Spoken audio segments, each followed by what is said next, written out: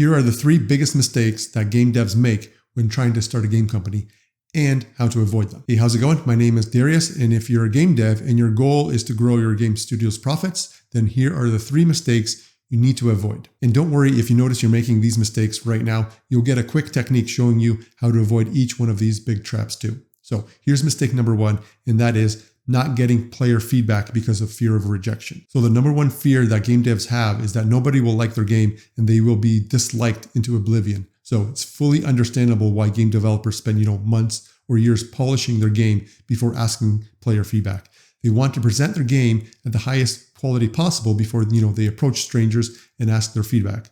And they do this because they want to avoid rejection as much as possible. But this strategy actually makes things worse. By trying to avoid rejection, we are actually increasing the chances that, nobody will like the game. So let me explain. When we avoid player feedback to avoid rejection, we also make a critical mistake. And that is we also spend time, money, energy on a game where a market may not exist. So we hope that our, hard work will pay off. We hope that our market will find us, but we never track results. We never get the pulse of the public, and we assume that what we want, everybody wants. And because we never test our ideas with the market, with what the market wants, the chances of being rejected increases. Also, all this money, time, and energy you spent on the game idea, people may not want, right? So it's basically a gamble. So, of course, we can get lucky. We can spend months on a game, and polish it and show it to the public when, it feels presentable. And then boom, we get a lot of attention and we find a brand new market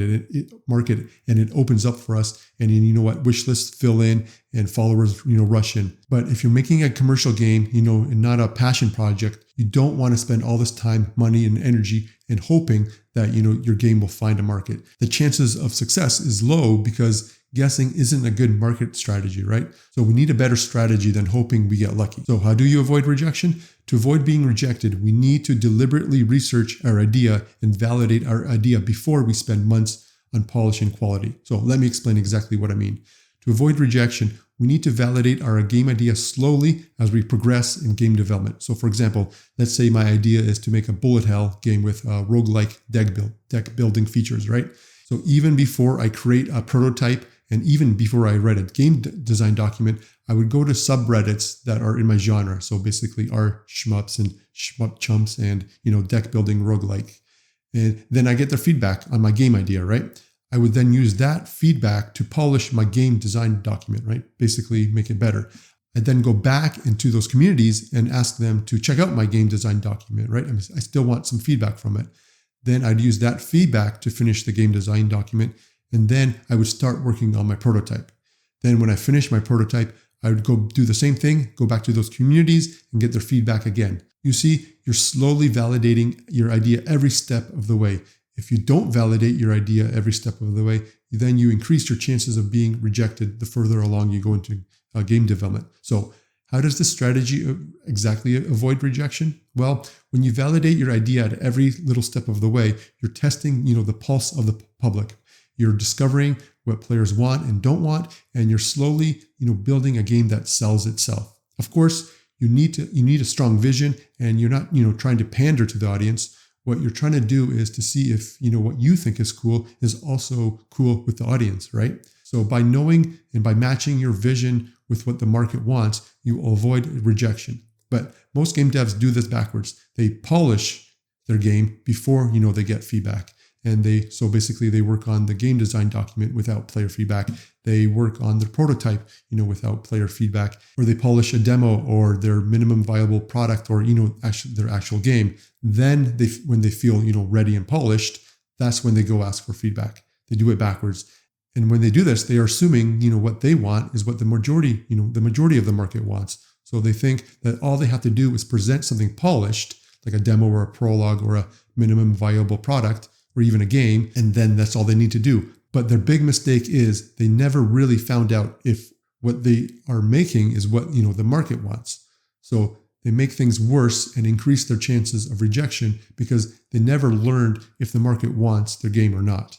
And again, this all goes back to, trying to avoid rejection. We don't want to approach players because our idea might get rejected, right? It feels better, to make something of high quality so that when we do approach, the chances of rejection is low, right?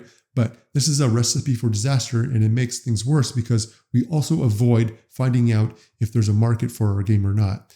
A better strategy is to slowly validate your idea step by step and use that feedback, to help you polish your game at every step so you develop a game that, sells itself. And since you're validating your game idea as early as you can, you know that the game you're making is something that people want. All right, let's move on to mistake number 2, and that is avoiding making a demo because thinking they do more harm than good. So the second biggest, most critical mistake game devs make when trying to grow their game studio is the belief that game demos, do more harm than good.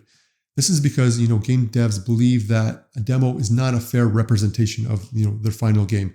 And they believe that if a player spots any issues or problems in the demo, that player will never come back and buy the full version of the game. Also, game devs believe that demos are expensive. Demos cost time, energy, and money, and all of which could have been spent, working on the actual game. And if game demos do more harm than good, then what's the point of putting all this time, energy, and money into something that, doesn't work, right? But this is a critical mistake, and let me show you exactly why. You see, your game should be your best salesperson.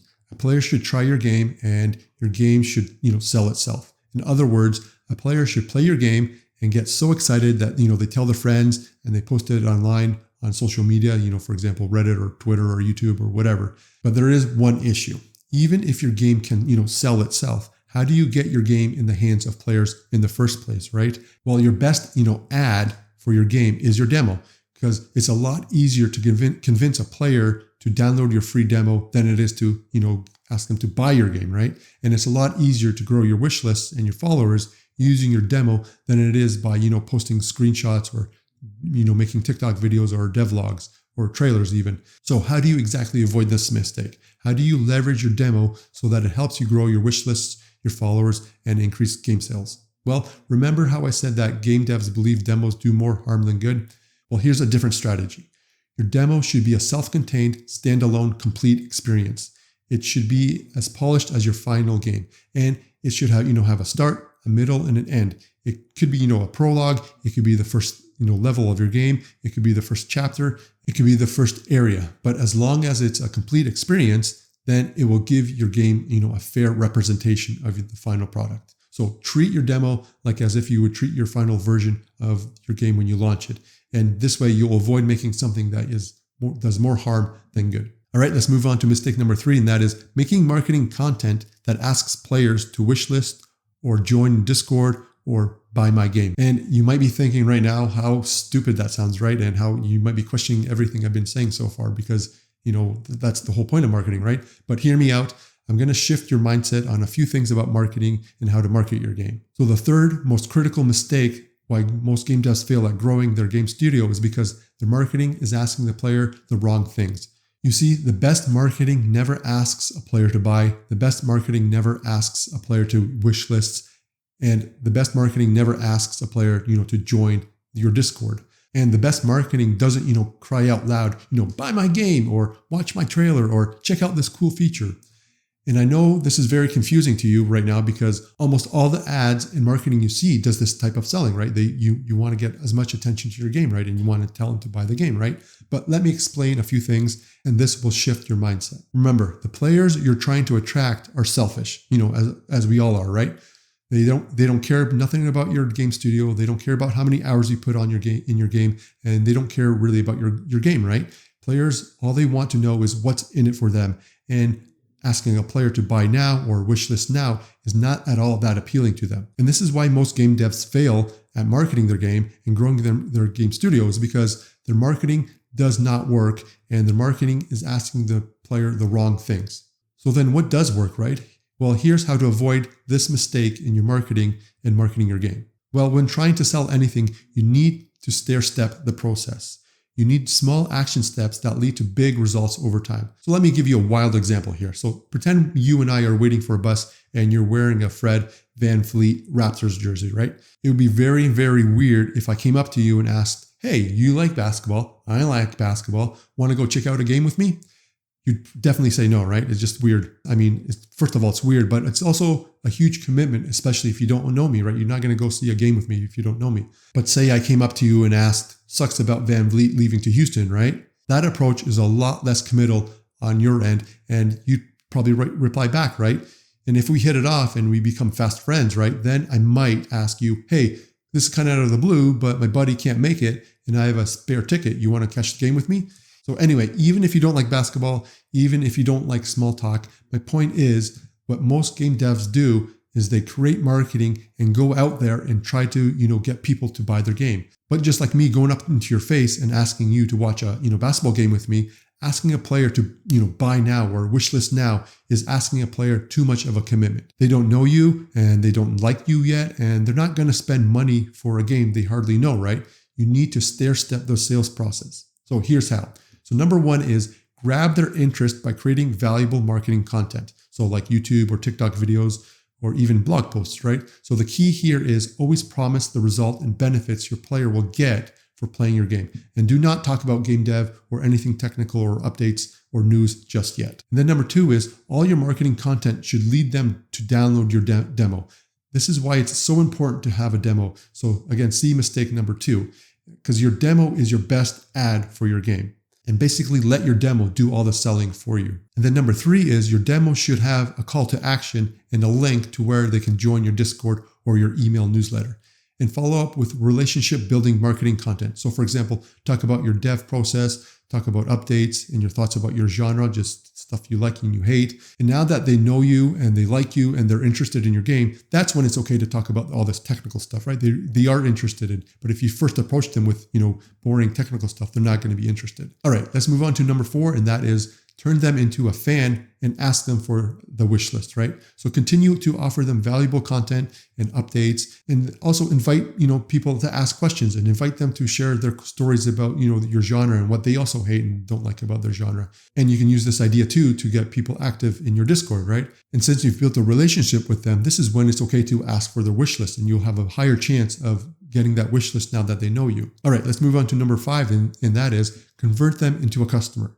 As you build your audience through this, relationship building process, and as you build trust, then you're ready to start, selling your game, hard sell. And it won't feel like selling because all you have to do is tell your diehard fans the date of your launch and to make sure that they buy it so they support you, right? And this isn't hard selling. This isn't, doing anything that you're uncomfortable with. This is basically telling them that this is when your date will be launched and that you need their support. And it's a lot easier to get them to buy your game when they trust you and know you. All right, all these mistakes you've learned and how to avoid them is a lot easier said than done, right? And I've only scratched the surface. So if you're still stuck and want more in-depth advanced techniques to, help you avoid these mistakes, then there's a link in the description below. Click that and I'll help you out. Also, if you missed anything in this video, you can always read the article. It's in the description below. All right, my name is Darius. Thanks for watching. Thanks for listening, and good luck with game dev. I'll see you later. Bye.